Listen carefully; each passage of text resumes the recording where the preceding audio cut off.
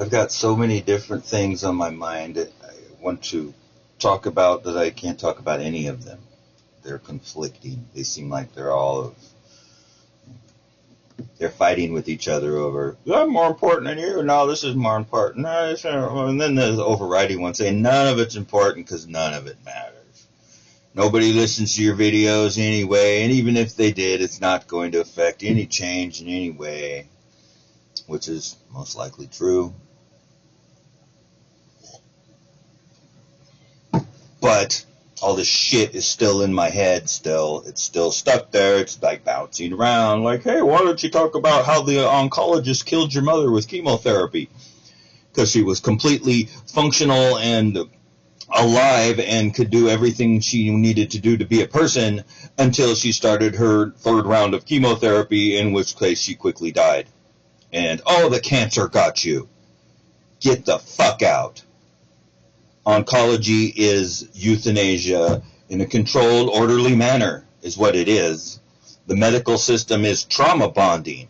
They give you this traumatic diagnosis, and then they offer to help you, and then they love bomb you, and then they get you to think that you're really on their side, and then they poison you to almost to death and let you recover while they tell you how great you are and how good you're doing and how they're helping you. That's what the medical industry really is. Let's be honest. All you have to do is look at their track record to know they're completely full of shit. And since they started from the pharmakia, which translates to sorcery, okay, so all these Christians out there who are taking their pills and going to their doctors and getting their fluoride treatments, you're completely going against your own freaking Bible. Pull your head out your ass.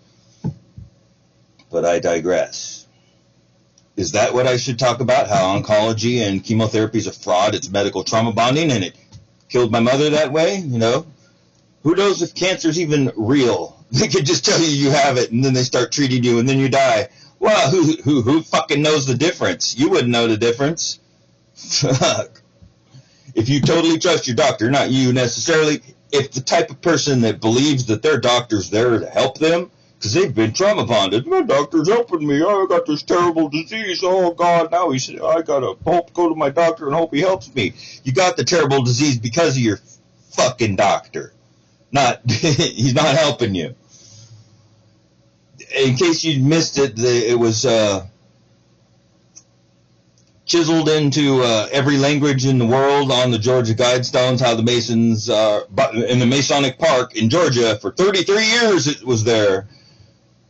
Which is probably how long it takes for their, required premeditation, putting out their intentions. It has to be up there for whatever their magic spell is. But 33 years this park stood in marble, chiseled in every language, how the world should be maintained at 500 million population and a bunch of other shit too. Look into it. But this is the most powerful organization in the world. They run all of the governments. They run all of the militaries. They run your doctors. I'm sorry. Think about it. What this secret society group stemming from my research? It stems from ancient Egypt, spreads out across the Mediterranean areas, takes into Europe, and basically it's like Sean says from Chatsafrats, from within. They interbred into the European royal families and took over and started the banking system. This is the pharaohs from Egypt. They didn't just walk into the sea. Oh, well, God said we lost now, so come on, everybody, let's get our gold and our troops and we'll just go drown ourselves. That's not what happened. They went to Europe. They set up Switzerland. They started the World Bank. And the rest is our history. And now they think there's too many people in the world. You've got to get rid of some of these people. And they're doing it. They're getting people to voluntarily do it. If the wars aren't enough, that's another thing. I could just forget the doctor's angle. War. Huh, good God, y'all, right? Never in history. I defy anybody to present me with some evidence that shows where the people of any given region ever in history have grassroots organized, got together, went to their neighbors and said, hey, we're going to starve this winter unless we go and attack our neighbors and take their stuff. Yeah, we got to do that. Come on, let's go down to the castle and demand that we have a war. I defy anybody to show me where that's ever happened in history, where the people have grassroots got together and decided that they had to have a war in order for any reason whatsoever. And come on, let's go have a war. I do believe that small tribes had battles between each other that were more like personal issues than a big national war, okay? You know, in small groups, people do fight. In large mass numbers, no, they don't go out and commit genocidal wars on each other. That is always orchestrated by their leader. What people are guilty of is not being warlike and evil. What they're guilty of is being stupid. They're so fucking stupid, they'll buy into all kinds of nationalistic, nostalgic fucking bullshit or religious fucking dogmas, and then they'll go out and kill because somebody else told them to. Oh, it's you or them. They're going to come kill you. Oh, I'm afraid my family's going to die. Oh, I better go and kill these people. Oh, I'm a hero now.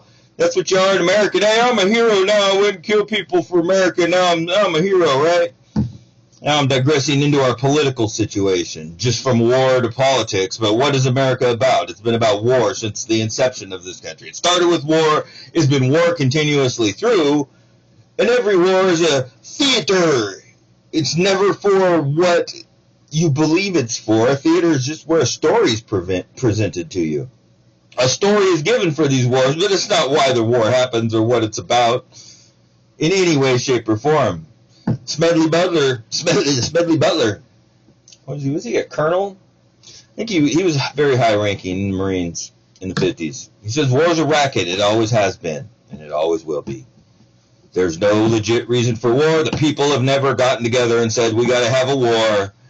And then they teach us in history books in school that, oh, look, throughout all human history, war has just been a tragic part of our story. Yes, humans are just warlike, and we just love to kill each other. Oh, it's so much fun to go out and kill each other and waste all of our resources and come back all heartbroken and downtrodden with our balls blown off and shit. And that's super cool. Oh, people just like that. Fucking whatever. That's the dumbest shit in the world. If you believe that people are like that, maybe you're not a person. You know? The golden rule applies across the board. Do unto others, yada yada. But we're taught that that's not true. That we're warlike, and that there's war for resources and ideological wars for their religions, and that one is true. Those do happen because people are stupid, and they will believe whatever the fuck they're told when they're little kids and they grow up that way. I'm never going to believe anything else, I promise. If you're not open to carrying two opposing ideas at the same time in your mind and contemplating them, then you're not really smart enough to have an opinion about these sort of things, you know. That's kind of what the flat earth is about. If you can't unlock your mind enough to honestly look at the evidence presented for globes and for not globes, and then if you're not intelligent enough as a human being to look at the other aspects, the non-physical aspects of it. Look into the fact that every NASA mission is an occult, is the name of an occult god or deity or being of some sort. And it's all dark, and it's all, you know, what you would say it's all evil if you were religious-minded. This is all some evil shit. Oh, but I totally believe everything they say. The same thing as the doctors. Oh, the doctors started from sorcery and magic and alchemy and, you know, and all this dark practices, you know, of wanting to rule the world from these sinister types. But I totally believe everything my doctor tells me, and I take whatever he gives me because he's smart and he's helping me. Yes, the evil occult entity outreach in the modern day is helping you. That's why medical is so cheap and so effective, and everybody's in such good health nowadays. Because doctors are helping us. That's why everybody is healthier than they've ever been throughout human history, living long, healthy lives, and everybody's prosperous and thriving right now. God, I just didn't notice it. I should have looked around a little closer. I would have realized how much our doctors are helping us. I guess I'm just not as bright as I thought I was. Boy, I should pay more attention to the world around me. Then I'd see how much we're all doing so well. Everybody's got flush with cash and they got free time to just enjoy their lives with their families now, thanks to all their health that they have from their doctors and their vaccinations and all that good stuff that's really helping people a lot, of course. Hey, you know, if you go to war, you get free vaccinations. Yeah, the government really doctors you up with them. You know, and when I think about that, once you've been completely compromised, and you know it, you know you've been completely compromised. Physically, mentally, emotionally, psychologically. Once you join the military and you're in the government's fucking dark wing, you've been compromised, and it would take an act of God for you to fucking pull yourself out of it and extract yourself without great harm being done to you. If the harm's already done, it's too fucking late now. And it explains why these people just stay in it and why they don't say nothing, you know. But when the chemtrails started and we're all getting sprayed the fuck down, I expected, you know, the soldiers, the ex-military, you know, that are sworn to protect us, that all those heroes receiving their fucking pensions and shit, I expected them to, like, they're not in the active military anymore. They're like, hey, this is some bullshit. You're spraying poison on us. We saved our fucking asses and we went to war and did all this shit for America.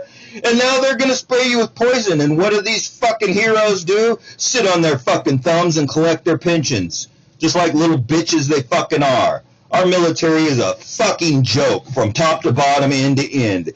They're evil fucks killing us all, and what do our brothers and our uncles and our husbands and our fathers and wives and daughters and all whatever that are in the military, what do? What do they say about it? Not a fucking word. They collect their paychecks and keep their mouth shut, just like the teachers, just like the police, just like the firemen, because over half of the country is employed by the government.